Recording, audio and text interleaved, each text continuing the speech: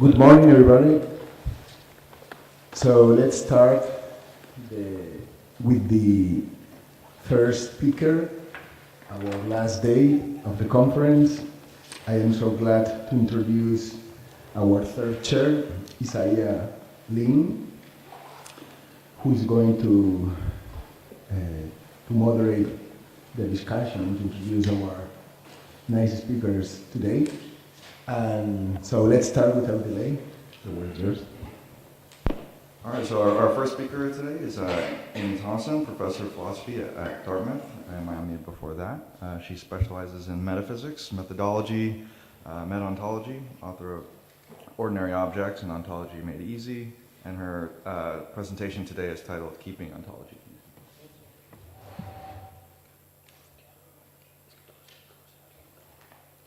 Working? Yes. Okay, good. So first, this being the last day of the conference, let me just suggest that we begin by thanking Javi for the incredible job on putting this all together. I can't imagine how much work it was. It's been great.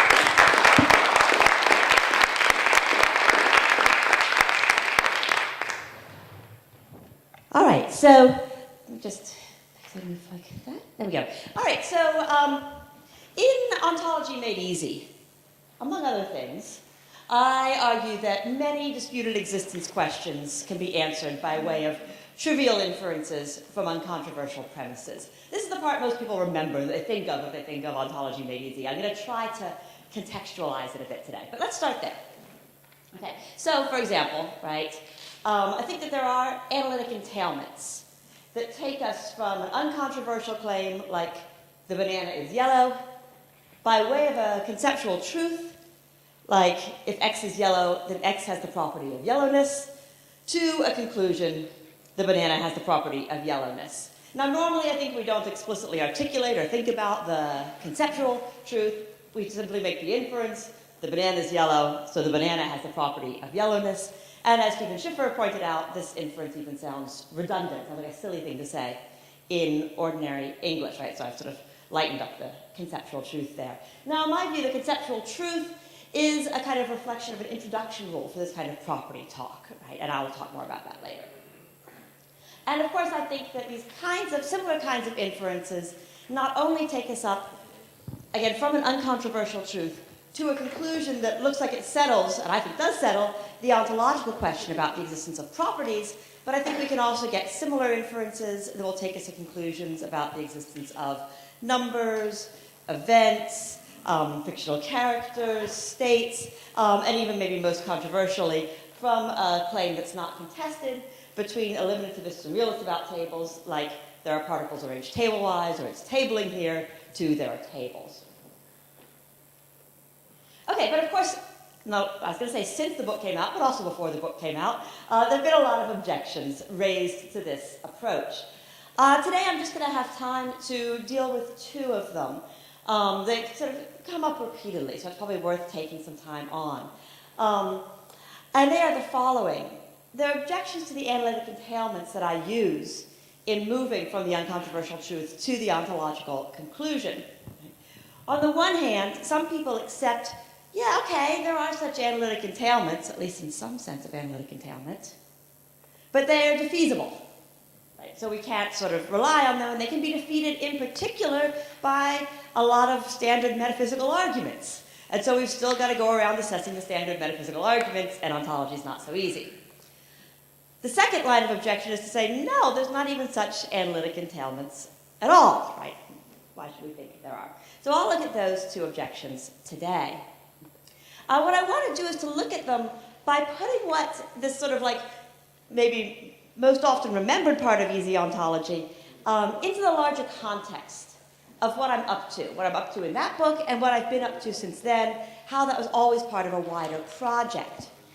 So the wider project that I'm really interested in is trying to develop a sort of broad deflationary meta-ontological view. That is a way of looking at what we often at least have done in historical metaphysics and what we can do in doing metaphysics that makes it something worthwhile, often worldly, and so on, and yet that can avoid the epistemological mysteries that have come up with the sort of mainstream metaphysical ways of doing things, when you present what you're doing as if you're making sort of metaphysical discoveries about the world, arguing over fundamental metaphysical principles that can entail things, and so on.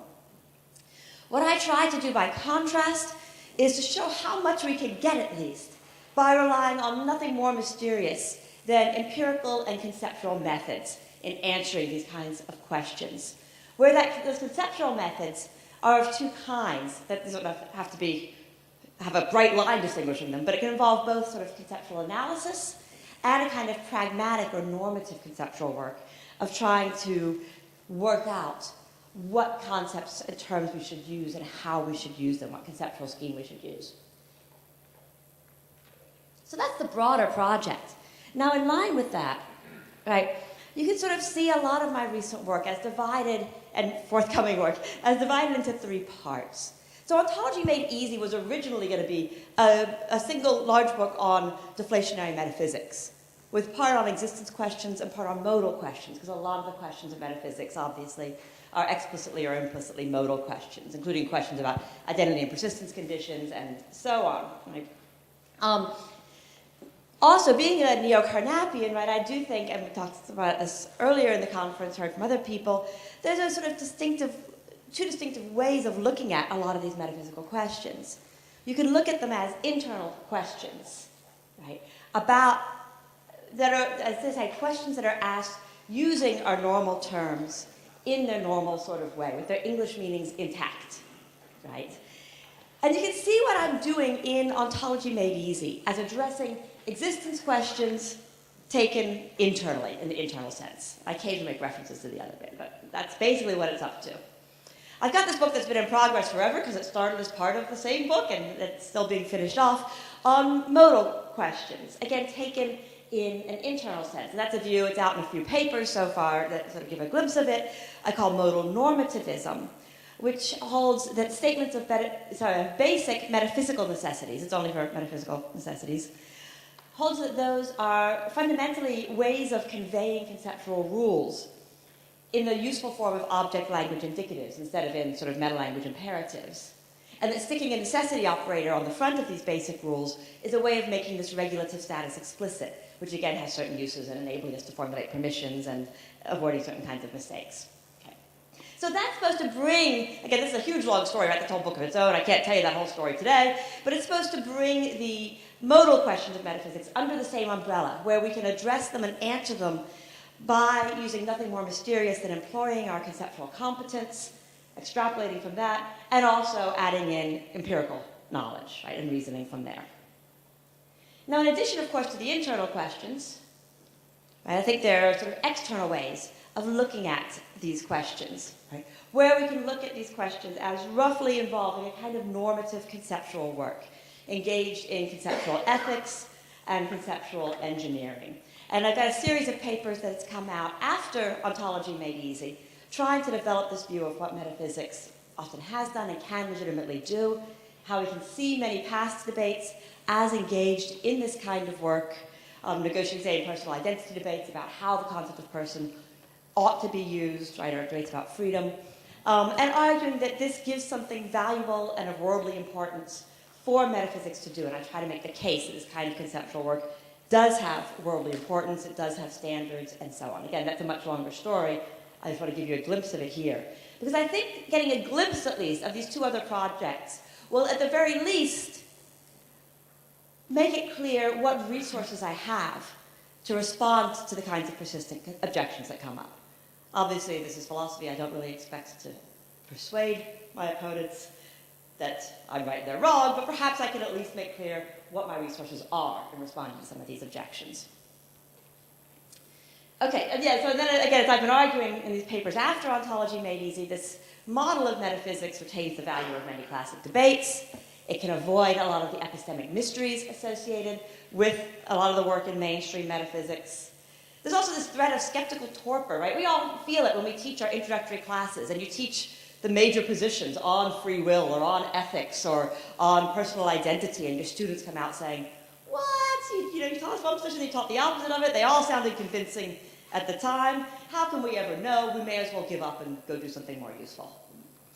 So we can avoid that on my model, and at least in evaluate what to do. Okay, so let's see how seeing the big picture helps. Okay, so the first question is about these analytic entailments and whether they are defeasible, right? So don't question yet whether there are such analytic entailments. I'll come to that, okay? But suppose there are, right? People like Matty Eklund, Dan Corman says something like this. Thomas says it in a slightly different mode that I'll come to in a minute. Say, okay, yeah, maybe there are some kind of analytic entailments here, but they're defeasible, most importantly, defeasible by metaphysical arguments, so there's room remaining for hard metaphysics. Here's the way that Matty Eklund develops the criticism. Look, if you're talking analyticity, from Boghossian, we know we can understand this in two ways. You can understand it as a kind of metaphysical analyticity, such that the sentence's truth is fixed exclusively by its meaning and not by the facts, or as he sometimes describes it, and Ted Sider describes it, that the analytic claim is made true by our adoption of certain rules or meaning principles. But if that's what you mean, it's totally untenable, everybody knows that, so that can't be what she means. Or you can be using it in an epistemic sense, right? And the way Boghossian spells this out is that grasping the sentence's meaning can justify someone in holding it true. But if that's the case, if all you get from grasping the meaning is a kind of justification, then this should be defeasible. Okay, so let me respond to that. Okay, wait, first a quote from Matty.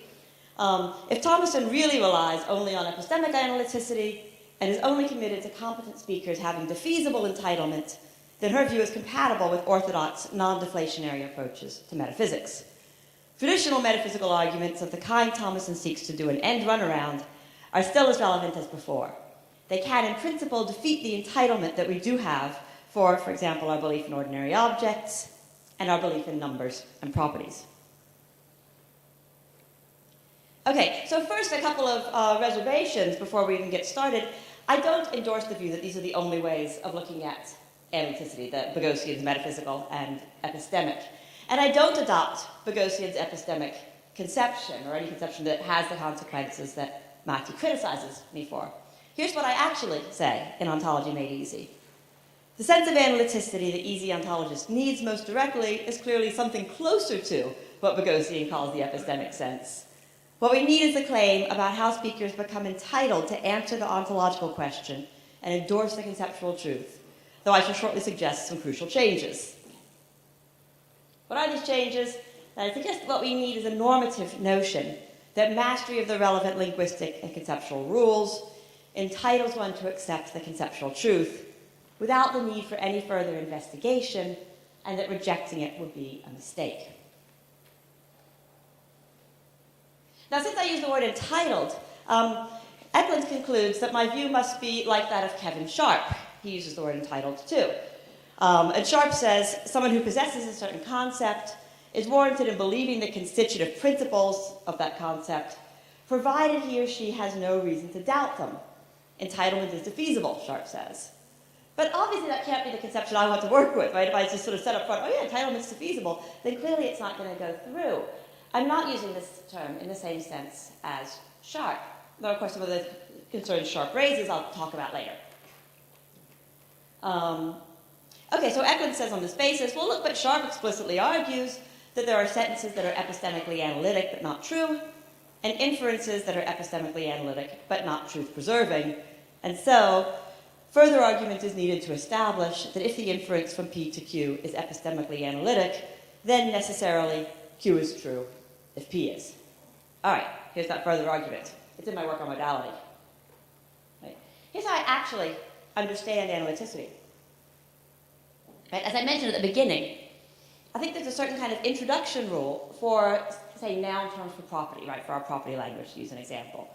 You can put it normatively in the meta language, like this, if you like, something like this. From X is Q, infer X has the property of Q-ness. Right? Then, we can convey this rule in the useful form of an object language indicative statement, and when we do, we get an expression of an analytic or conceptual truth. Something like, for all X, if X is Q, then X has the property of Q-ness. Right? Now, given my views on modality, I think if you've got an object language indicative expression of a constitutive semantic rule, then you're entitled to shove the metaphysical necessity operator on the front and say, necessarily for all x, if x is q, then x has the property of qness. So once you see it in that way, right, then you can see that, again, spotting me for the moment that there is such an analytic or conceptual truth. I'll respond to objections to that later, right?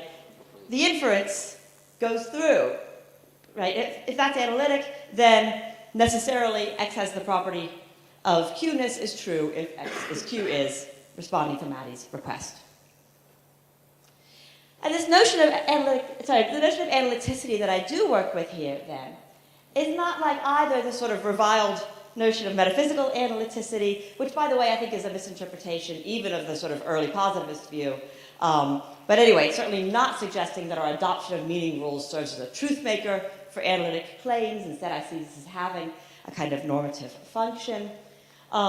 And it's not like epistemic analyticity, the way that Boghossian formulates it, because it's not just saying that the presence of an analytic entailment gives us some perhaps defeasible justification for believing the conclusion. Instead, you do get this kind of entailment where necessarily if the uncontroversial premise is true, then the ontological conclusion is true. So this doesn't sound defeasible according to the standard understanding of defeasible, right? This is from the Stanford Encyclopedia. It says reasoning is defeasible when the corresponding argument is rationally compelling, but not deductively valid, right? In other words, the relationship of support between premises and conclusion is a tentative one, potentially defeated by additional information, right? Of course, I deny that additional information is going to defeat this inference. Now, Eklund thinks these entailments should even be defeasible by testimony. Right? He says, look, even the inference from the house is read to the house has the property of being read is defeasible. A speaker who has it on the testimony from a nominalist interlocutor who is known generally to be very reliable about philosophical matters, that there are no properties, may all things considered be entitled to accept the former, but not the latter. First of all, I don't know how anyone can be known to be reliable about philosophical matters, given that we don't have the oracle to consult and we have widespread disagreements, right? Secondly, the way he originally formulated the case was if a student has it on authority from her eminent professor, right? This sounds like a case of undermining her confidence, right? Given the difference in power relations and so on, it doesn't sound much like a real defeat of an analytic entailment. And if it is an analytic entailment, it can't be defeated by something as feeble as testimony. So if, again, spot me for the moment, if it is an analytic entailment, it's not going to be defeated just by testimony. It's also, now, is it defeasible by metaphysical arguments? Well, metaphysical arguments are many and varied, right? So you only at your peril talk about metaphysical arguments in general. Let me for a moment divide them into two categories. There are those that allege to find a contradiction in the concept or that follows from the concept. And there are those that don't. Those that go by saying, well, our best total theory that has the most theoretic virtues, right, doesn't include reference to whatevers, right? Or those that say, well, it's a plausible metaphysical principle that P, and P is in conflict with accepting the existence of Q's, or whatever. Let's talk about those that don't involve allegations of a contradiction first. I'll move to the contradiction ones in a minute. Well, if they don't, right, then it's hard to see how you can have a greater epistemic warrant for accepting that this theory has the most theoretical virtues and therefore must be true, or for accepting some plausible metaphysical principle than you have for accepting what's a genuine analytic claim, right? So again, these have weaker epistemic standing than our analytic entailments. It doesn't look like they can be defeated by them. Okay, but that doesn't make me home free and safe, right? There's other options for defeat. All right. Lots of ways you can be defeated. So, again, one other option, this is developed by Thomas Hofweber in his review of my book, is to say, well, look, okay, I'm not going to question the analytic entailment, or at least you don't, I think, there. But even if we retain the idea there's an analytic entailment and we don't think that that inference is defeasible, we can, once we've seen the whole thing, think that the original supposedly uncontroversial premise was defeasible, right? Or, of course, you can deny that there really is such an analytic entailment at all, and Peter van Inwagen takes this route. So let me deal with those two next. First, on Thomas's comment. So Thomas says, quite interestingly, that the kind of analytic entailments that I draw out reveal a kind of web of conceptual connections, right, within our conceptual scheme. And I think that's exactly right. But he says, given this, right, they might lead us back to sort of want to do a modus tollens at the end of the day, right, and declare that the original, supposedly uncontroversial premise is defeated. So he presses the question, do the analytic entailments make ontology easy, or does recognizing that they obtain defeat my entitlement for the apparently unproblematic? So you might go back and reject that initial claim instead. Okay, well first, I just want to sort of give a reminder of what else I've done in my body of work, right? I've also tried, especially in ordinary objects, also to some extent in Ontology Made Easy, to undermine the sense that there are big problems and scary costs with accepting properties, numbers, tables, what have you, right? Which should undermine the kind of, whoa, how'd we get here? We don't want to be here. Let's go back and modus tollens kind of reaction, right? Secondly, if you do this, right, of course, if you go back and deny the so-called uncontroversial premise, that itself, of course, has important costs, right? Most people who are eliminativist about some kind of object want to distinguish between acceptable talk, say, about the table being read, and problematic talk that you're going to paraphrase or resist or whatever about the property of redness, right? But now we're going to not get this kind of contrast, right? If we also reject that the table is read, you'll end up with a much more radical view than most standard eliminativists wanted. Also, you won't have left any language of refuge, right? So a sort of standard move is to say, right, as Peter does, look, there are no tables, but what you wanted to say in talking about tables, I can capture in this language of refuge by talking about particles arranged table-wise. If you also give up talk of particles arranged table-wise, you're left without this kind of strategy. Right? So I'm not sure that's a route that many people, when they think through the consequences, will fully want to take. But I do think there's something really apt about what Thomas is pointing out here. I just want to read it a little differently. Right? When you notice that these entailments are helping show you part of a web of conceptual connections, right, then I think that is a way that you can start to motivate the sort of Carnapian external question.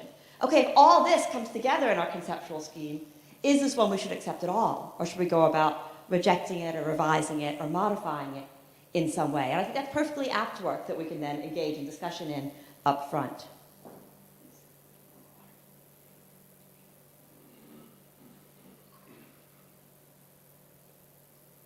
Okay, so let's move then to what's in some ways the most threatening of these objections. The idea that there aren't any such analytic entailments at all, so that my linking principle that I claim is a conceptual truth isn't really, right? So this is one that Peter van Nieuwenhuizen has developed. I think other people have mentioned a similar view.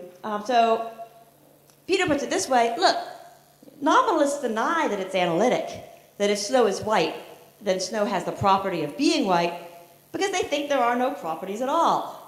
And they think that there are no properties at all because they think that the concept of a property is in some way an incoherent or impossible concept. Right? So one way, of course, to try to deny that there is such an analytic or conceptual truth, right, is to suggest that the relevant sort of concept leads us into some kind of contradiction. So what do we do, right? I think these are the most interesting arguments against the existence of most anything. And I do take them seriously, right? I mean, I spend most of ordinary objects trying to confront various sorts of arguments that the very concept of table is contradictory or lead you into other kinds of trouble. But what should we do when a contradiction is alleged? Well, the first thing I think we should do is to do the work in conceptual analysis, right? Ask, has the critic interpreted the concept in a sort of unimpeachable way, right? And I think, and again, I argue this in Ontology Made Easy, that if we apply a sort of principle of charity to our interpretation of ordinary English concepts, right, which is what's at issue in debates about ordinary objects, of course, also to some extent about properties and numbers, then there's reasons to doubt that we're really going to turn up contradictions very regularly, right, for the core rules of our familiar concepts. Right. because these have been functioning well for us, and because the principle of charity requires us to try to interpret things in ways that, where possible, avoid contradiction. Does the contradiction really derive from what are sort of unimpeachably thought of as core rules of use? Or does the metaphysician only get it by perhaps overgeneralizing the rules, or generalizing them in some way that might be optional, given the sort of indeterminacies that are present in most of the ways we use most of our regular concepts? Or by artificially precisifying them, right, in ways that might not be committed to in the ordinary concept, or by combining them with other metaphysical principles, or what? Right? Is there a way to untangle the apparent contradiction, right, and sort of leave our concept contradiction free and go back to using it? Again, I do some of this work elsewhere. Of course, I don't do every argument against every kind of object. That's left for others. That would be a lifetime's work. But I do think we should take these things seriously, and I do that in my other work. If we've done all that conceptual analytic work, and we still think there's an ineliminable contradiction in the way this term works, okay, then we got to shift over and do some normative conceptual work, right? Ask ourselves, what do we want the concept for? Right? Whether it's a concept of number, or of table, or color, or whatever. Look, if it's a useless concept, if it's something that's just been invented to show that concepts can be contradictory, right, like tonk, or like Matthew Eklund's X hearts and X livers, we have no use for these concepts. Fine. If they lead to contradiction, get rid of them. That's fine, right? But if it does serve some useful or maybe even an eliminable function in our lives, in our reasoning, in our scientific work, then you should at least take seriously the idea that the right move at this stage is to revise the concept rather than to get rid of it, or to just declare that the entities don't exist, right? Revise it in some minimal way that will enable us to still talk of properties and so on, whatever the case may be. Okay, so Peter says, if a nominalist has arguments that if there were such a thing as the property of being white, it would have to have both the property F and the obviously inconsistent property G, then easy ontologists should address the nominalist argument for the conclusion that the property of being white would, if it existed, have both F and G.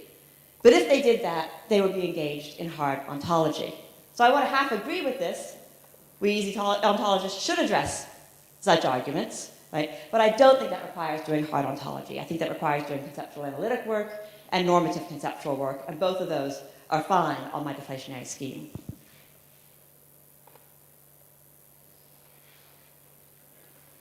Okay, but why think that there are these analytic entailments at all, right?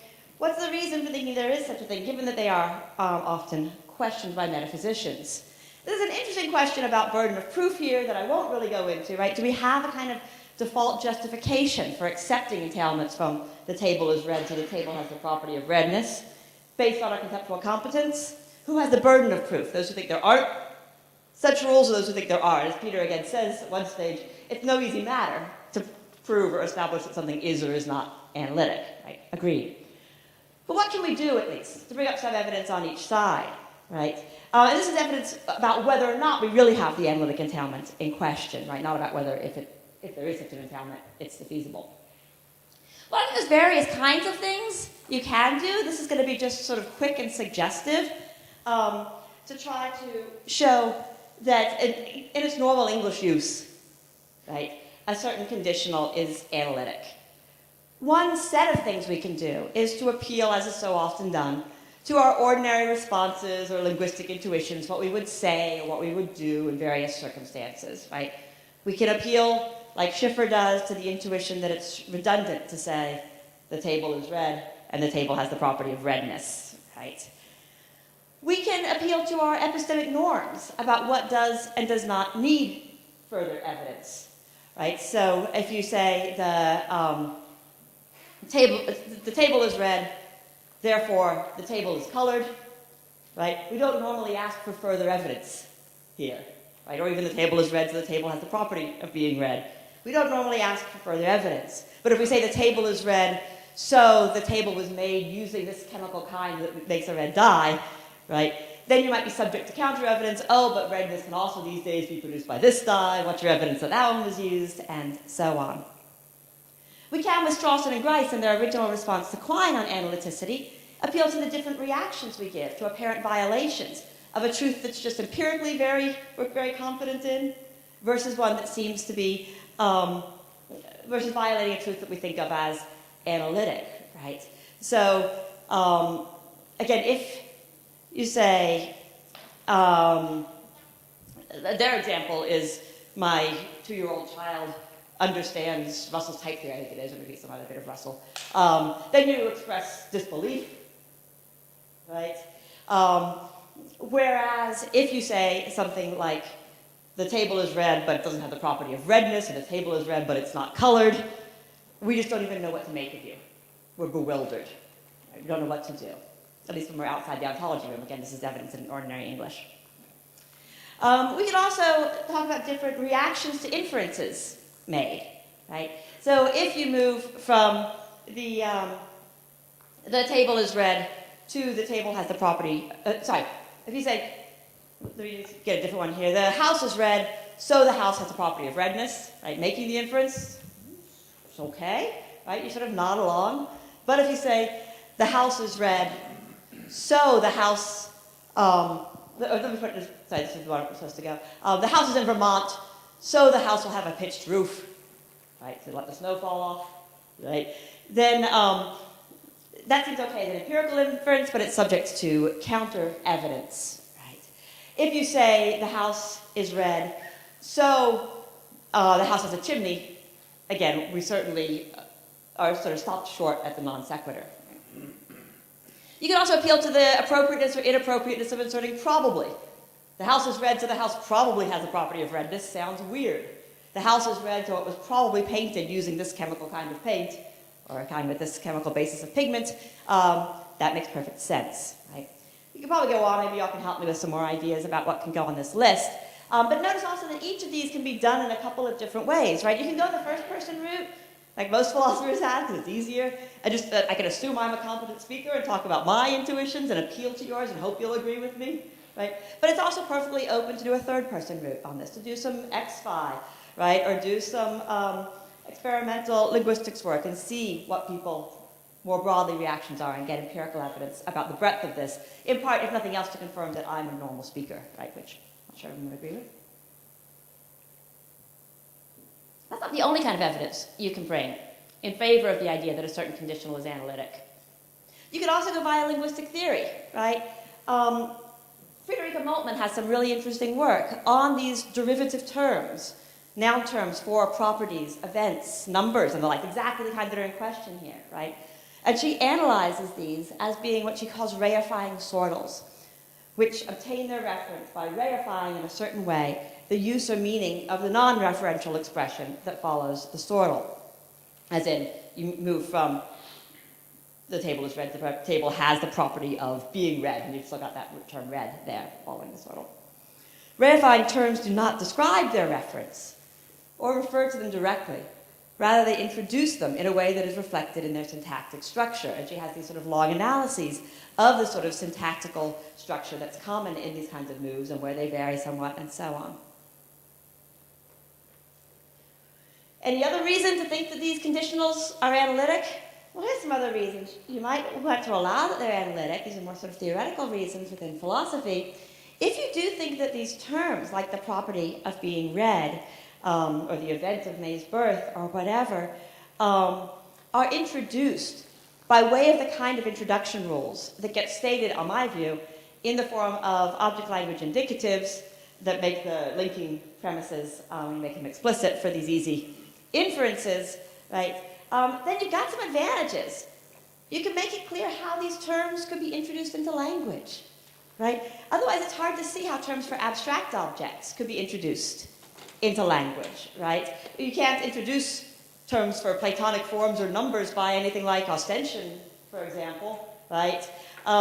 So there's certainly a puzzle to be solved here, and just showing how you can get this kind of bridge from our core language, as Moltmann calls it, when we talk about tables being read, right, up to talk of these abstract entities like properties, numbers, and so on, can give you a story about that. I'm not saying it's the only possible story, but there's a story. What's the story on the other side, right?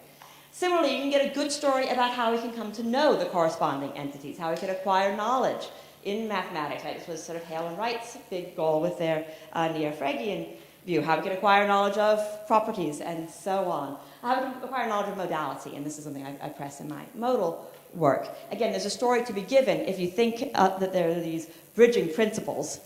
If you don't, you owe some work there at least. All right, so what's the evidence on the other side, right? Evidence against these conditionals being analytic. Well, one thing that's often brought up here is, well, look, there's all these metaphysicians, some even in this very room, right, who reject them. Right? But they're competent speakers, and they reject these conditionals, so how can it be analytic? Right? And again, Peter makes this point in his forthcoming paper. He says, it would never have occurred to me to accuse nominalists of not understanding the rules of English. And I'd expect them to laugh at me if I did. But that is exactly what Schiffer and Thomasson, in effect, accuse the nominalists of. Platonists like myself, according to Schiffer and Thomasson, are guilty of much the same error as nominalists, the error of failing to attend to the rules of English. Well, first, not to worry, plenty of people have laughed at me, so your intuitions are spot on there. Secondly, though, I think when you see the sort of wider scope of my work and my view, you can see that I have other resources to address this. I'm not left having to simply accuse the nominalist or even other serious metaphysicians of failing to understand the rules of English. Why is that? Well, there's many different things that we can be doing, right, when we use pieces of language. Sometimes we're using them in a sort of straightforward descriptive way with the rules intact. And we do that when we're answering internal questions, right? But sometimes we'll use terms as a way of trying to renegotiate whether or how those terms ought to be used at all, right? So somebody refers to me as a girl. I might say, I'm not a girl, right? Meaning, don't use that word for me, right? I'm a grown person, deserve more respect, right? There's debates about that are sort of standard in this literature on metalinguistic negotiation about whether or not the racehorse secretariat is an athlete, right? One side arguing that secretariat is, the other that secretariat is not an athlete. But what they're really doing is not just using the term athlete with its rules in place, but pressing for views about how the term athlete ought to be used, right?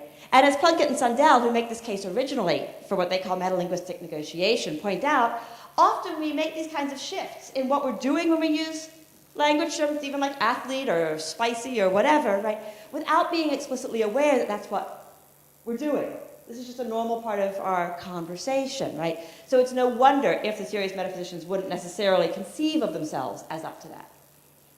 So I don't have to see them as failing to understand English.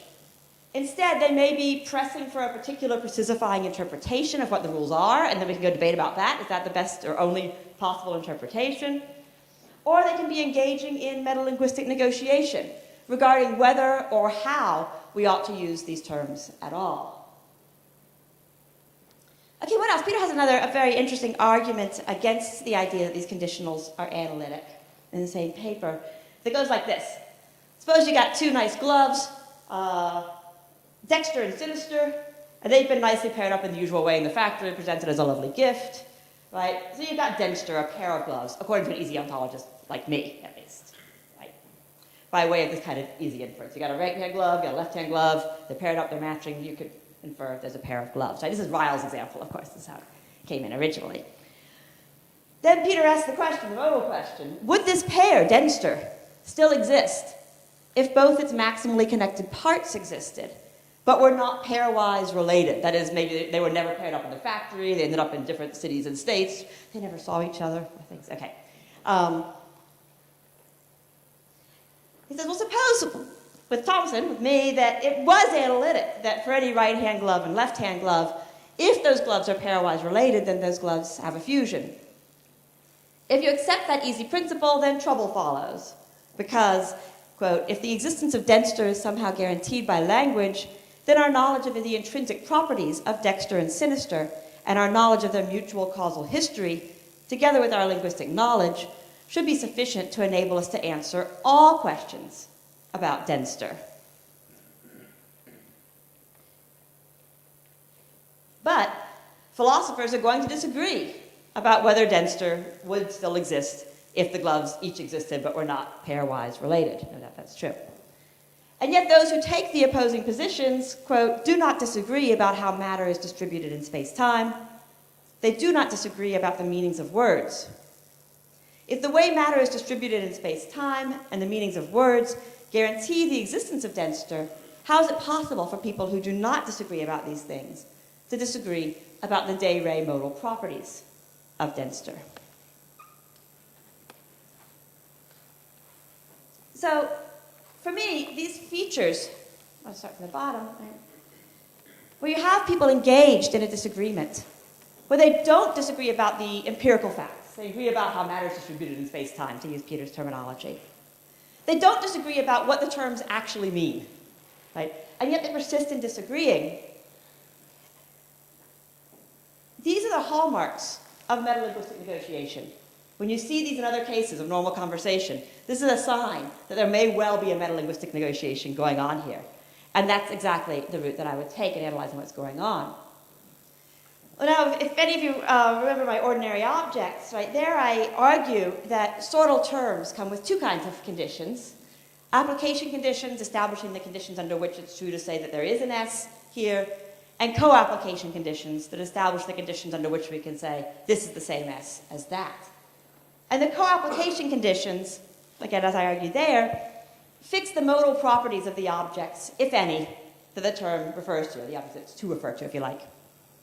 And as I also argue there, reference is only ontologically disambiguated to the extent that such conditions do the job. As a result, because the rules of ordinary language can be, and very often are, vague, incomplete, sketchy, right, indeterminate, then they can leave some of these modal questions with no answer to be discovered. Well, that's what I think is going on with the modal question about Denstor. In such cases, then what can we do? Well, we can't discover the answer by peering deep into the world and discovering the modal properties. We can't discover it by a conceptual analysis. Now we're left to do some conceptual negotiation. Do we need to specify the term pair of gloves so we can file our taxes as the glove-making company and say how many pairs of gloves are in our possession or something like that, or to do a total world inventory of gloves? Then we may need to specify the term, just as I needed to understand and specify the term event in order to decide how much money was paid out in the insurance settlement for the World Trade Center destruction. Was that one event or two? And billions of dollars rode on these individuative principles. Right? So we can press for specifications of different sorts, perhaps on grounds that if you take one view, it'll fit smoothly with your other mereological views and be quite general, right, or whatever. But all that involves metalinguistic negotiation, on my view. Okay, so yeah, I said this, the envisioned debates among the philosophers have all the hallmarks of metalinguistic negotiation. And the disputants may be seen as pressing for different ways of filling in or precisifying our talk about pairs, and doing so in the object language without necessarily sort of distinguishing what these different tasks might be up to. And it is, in a sense, a worldly dispute that has worldly impact, right, for how you file your taxes or whatever. Okay, so in sum, the question I've been working on for the last few minutes is whether we should accept that there are such analytic entailments, and I've tried to look at some evidence on each side. I tried to give evidence from our standard linguistic intuitions. One could hope to get it empirically also. I haven't done the work. You can get evidence from linguistic theory, right? You can get theoretical benefits in terms of accounting for our learning of the terms and our knowledge. So there's a lot of evidence for there being such analytic entailments. Again, as Peter says, it's hard to sort of prove it definitively. And also there's some evidence given against, and I've tried to show how from within my standpoint I can handle the evidence standardly given against the idea that there are such analytic entailments, given my views about modality and about conceptual negotiation, by putting it in the big picture. So to come back to the big picture, right, our conference called the Question of Ontology, right, so I'll close with sort of some questions. I'll be careful, as Dave suggested, and say some questions of metaphysics. Well, there are existence questions considered internally, and I tried to address a way of understanding those and motivate a way of understanding those as easy and ontology made easy. There's metaphysical modal questions considered internally, right? And that's, I'm working on my book on modal normativism. I don't think these are the only questions. There's also interesting questions about grounding and stuff that may have to be handled separately. Maybe Dave gave me the tools to do that within my framework on whatever day that was that we started. Wednesday? All right. And then, of course, there are these normative questions about what concepts and terms we should use and how we should use them. And those are sort of the three parts of my way of trying to develop a total sort of deflationary approach. You can do all of those things perfectly fine on my view. None of these require hard metaphysics in the sense that I criticize as requiring epistemically metaphysical work, that is, work that's neither answering questions that are neither answerable through straightforward empirical means nor by conceptual means. Okay, so I've aimed to contextualize the work of Ontology Made Easy, made it clear it's not just about these trivial inferences. That's one sort of small part of the big picture. And I've tried to at least suggest how the work on modality and conceptual negotiation that I do outside of those pages, I occasionally allude to it, I think, gives me resources, at least for clarifying the view, what I mean by the analytic entailments and so on, and for responding to various kinds of criticisms. And so I hope I've made it clear, at least, that life is easier when you see the big picture.